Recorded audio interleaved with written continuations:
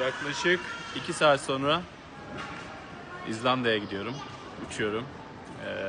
2 gün İzlanda'nın başkentinde kalıp pazartesi günü 6 gün sürecek bir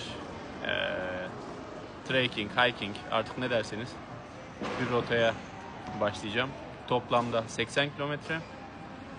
Bütün rota boyunca çadırda kalacağım. Bakalım. Buzul geçişleri, şelaleler, volkanik dağların yanından yürüme, ne ararsanız var.